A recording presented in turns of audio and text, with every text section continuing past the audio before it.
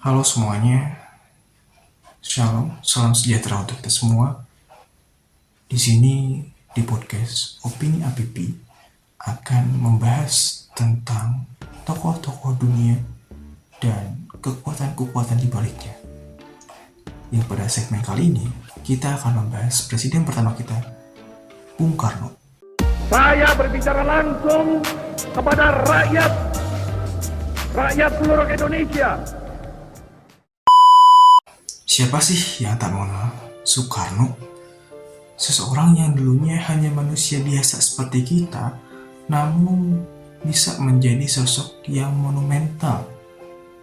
Bahkan pada masanya kerap disejajarkan dengan presiden kebanggaan Amerika Serikat yang terkenal, yaitu John F. Kennedy.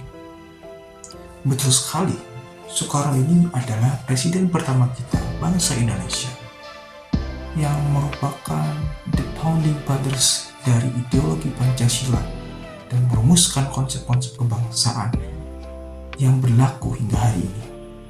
Soekarno ini adalah orang berkebangsaan Jawa yang lahir di Surabaya pada tanggal 6 Juni 1901, yang lahir dari orang tua berketurunan Ningrat. Semasa mudanya, Soekarno ini sangat senang memperhatikan lingkungan sekitar. Ini menandakan bahwa Soekarno sangat suka bersosialisasi dengan masyarakat. Nah, tapi yang menarik di sini adalah ketika Soekarno beranjak dewasa, tepatnya diawali dengan dia pada masa menjadi seorang mahasiswa, yang dimana Soekarno mulai berani berkecimpung pada urusan politik, baik yang skalanya kecil ataupun besar. Hingga pada puncaknya, karir ataupun usaha politik dari Soekarno ini membentuk Partai Nasional Indonesia yang didirikan pada tanggal 16 Juli 1927. Partai Nasional Indonesia inilah yang nantinya menjadi pijakan pertama Soekarno dalam mengarungi luasnya samudera perpolitikan Indonesia, bahkan mengarungi luasnya perpolitikan dunia. Namun pada segmen kali ini kita tidak akan membahas lebih jauh tentang Soekarno dengan segala kehebatannya, tetapi kita akan membahas tentang alasan dari kehebatan Soekarno dalam berjuang merebut kemerdekaan. Mungkin kita akan awali dengan sebuah kutipan yang kerap kita dengar, yaitu di balik laki-laki yang kuat terdapat perempuan yang hebat.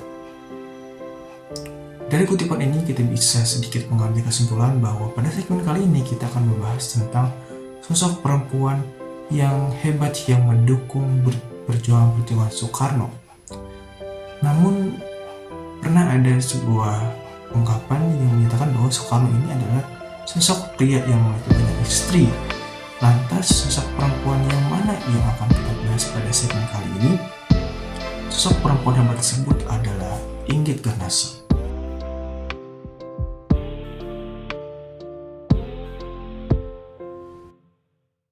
Inggit Garnassi adalah salah satu wanita yang pernah dinikahi oleh Soekarno.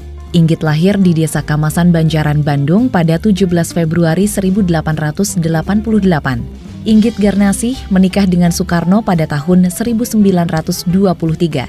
Perkenalan kedua orang tokoh bersejarah ini terjadi di rumah Inggit dan suaminya Sanusi. Hos Cokro Aminoto menitipkan Soekarno muda di rumah Sanusi yang merupakan anggota pergerakan Syarikat Islam Indonesia.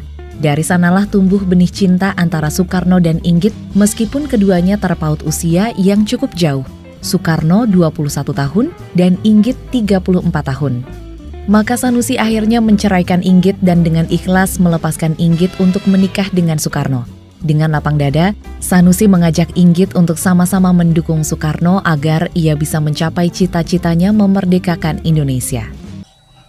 Nah, dari video yang telah kita sajikan sebelumnya, dapat diketahui bahwa pertemuan Inggit Garnassi dan Soekarno ini melalui Hos Cokro Aminoto yang menitipkan Soekarno muda kepada temannya.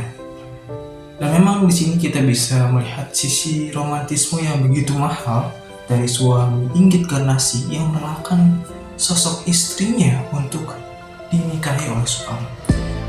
Namun yang menarik di sini adalah bahwa dalam sebuah buku yang berjudul Kisah-Kisah Istimewa Inggit Garnasi, perjuangan Inggit Garnasi dalam membantu Soekarno untuk memperjuangkan kemerdekaan Indonesia, khususnya pada saat itu di Bandung, itu dengan cara berjualan keliling kelontong.